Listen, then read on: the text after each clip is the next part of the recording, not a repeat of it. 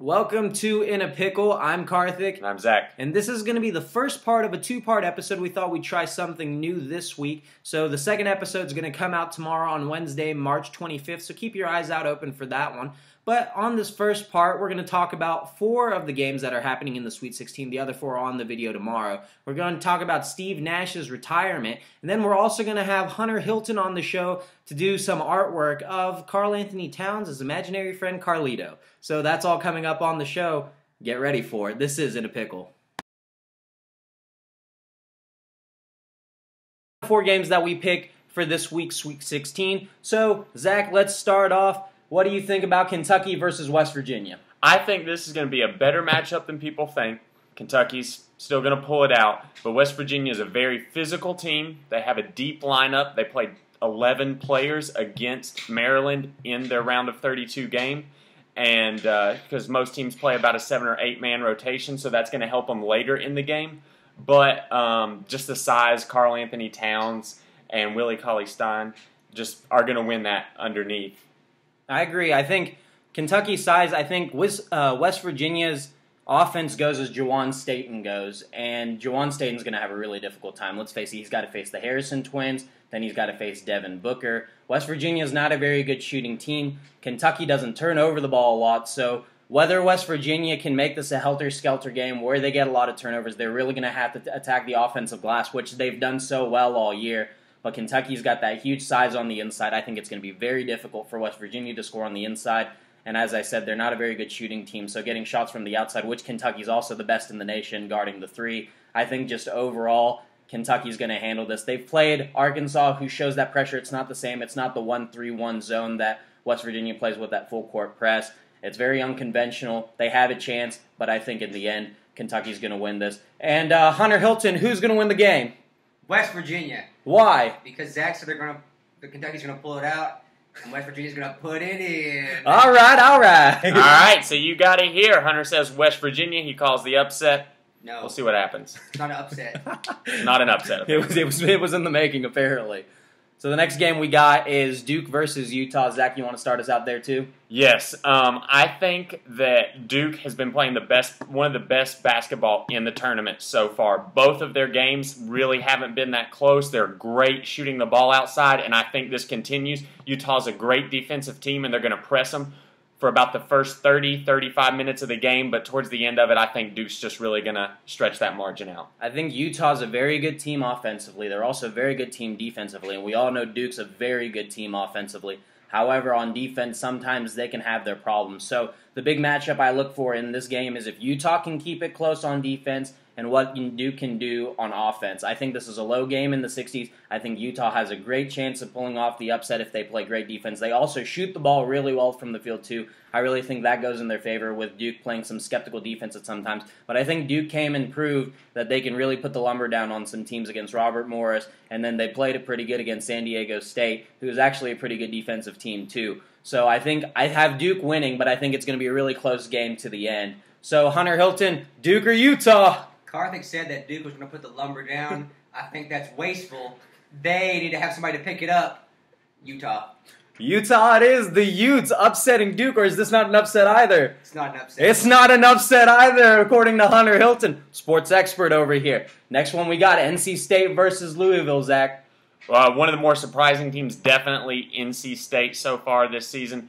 Played 2 really close games, beat a number 1 seed in Villanova, and I think that NC State keeps it going into the Elite Eight after this game. Louisville's a great team, but I think that they lost Chris Jones in the regular season due to a suspension, and I think this is where that really catches up with them right here. I think NC State is a really good team, and they have all the capability to pull off this upset, but it's a really mixed bag of what you're going to get with NC State. They played a pretty good game against LSU.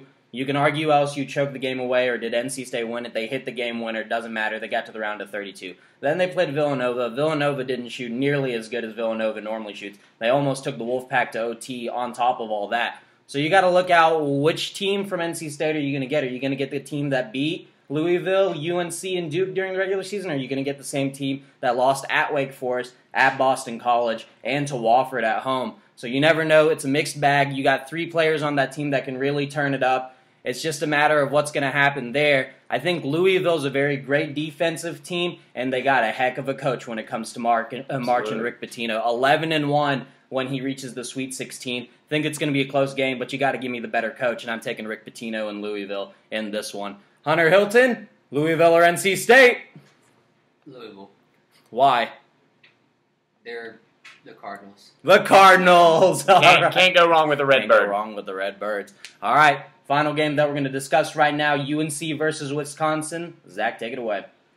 This game is going to be a very, very good game. UNC plays great in the paint. Best team in the country in the paint. But from outside, they've struggled all season. And I think that's where Kaminsky and Sam Decker are going to take over. Look for them to have great games. Kaminsky's that all-around player who can shoot outside, play inside. He's everywhere. I think Wisconsin wins, but by a very slim margin. I think this game comes down to three major factors. How well Marcus Page is going to play for UNC, whether UNC is going to shoot themselves in the foot with turnovers like they've done time and time again, and whether Kennedy Meeks is going to play in this game because he had that knee sprain against Arkansas and had to sit out at the ending, and who knows if he's going to be able to play in this one. I think UNC can keep it very close. Wisconsin not a team that forces a lot of turnovers, so as long as UNC doesn't do anything wrong in that department, they can very well stick in it.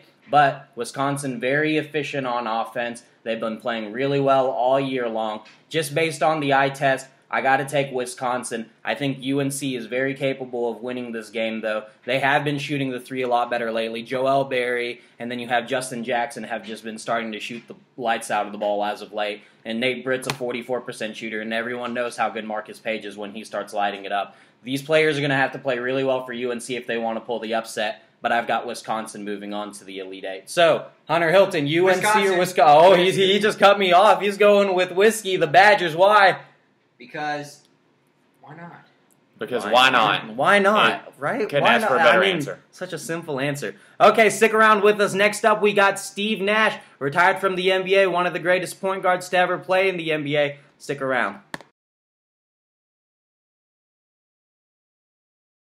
Next up, we wanted to talk about Steve Nash, just retired from the NBA, one of the best point guards of all time, third in the NBA all time in assists, only behind John Stockton and Jason Kidd. Absolute phenomenal player, won the back-to-back NBA MVPs, one of the few players in NBA history to do that. The best free throw percent shooter statistically of all time.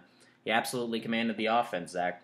He did. He ran the best offense in the NBA for 9 straight seasons. He split that time with the Mavericks and the Suns, but that's just impressive to run the best offense for 9 straight seasons. Tell me about it. And he really popularized the game in Canada for all those players over there, grew a lot of the talent, and now you see that the NBA is starting to market out to different countries such as India, and you see like what Steve Nash could do for his country in Canada.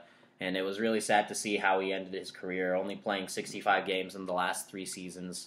Everyone could see it coming that he was going to retire, but then finally once you get that news, you realize one of the best revolutionary point guards in the game's finally out of it, and we wish Steve Nash all well in his future endeavors.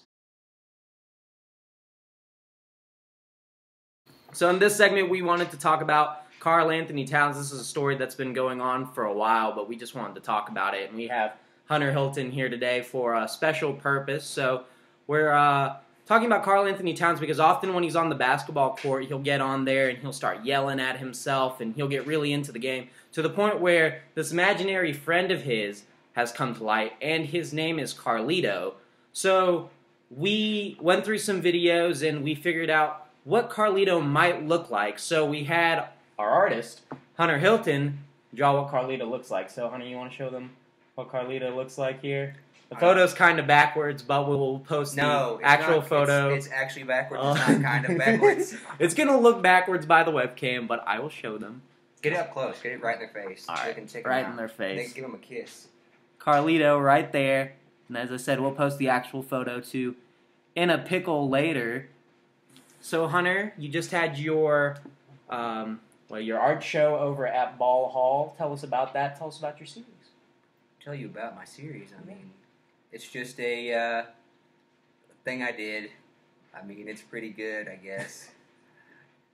It's the greatest. It's okay. okay. I mean, like, I don't feel like your viewers really want to hear depth about my Tell them a little about it. Tell them a little about it. Okay, so it's pretty much just it's a story that I made up, a mythology about the creation of a world, and it's a self-portrait. And there's characters that exist that have parts of my personality as their entire personality. So, there's something to, let marinate. We like to talk sports, but we also like to get deep and philosophical at times. And we like our friend Hunter Hilton. You can check out his artwork at www.hunterhilton.com. Really good with his art. I bet you'll like it. You should check it out. There's one more picture of Carlito, and we'll hit up the next segment here in a second.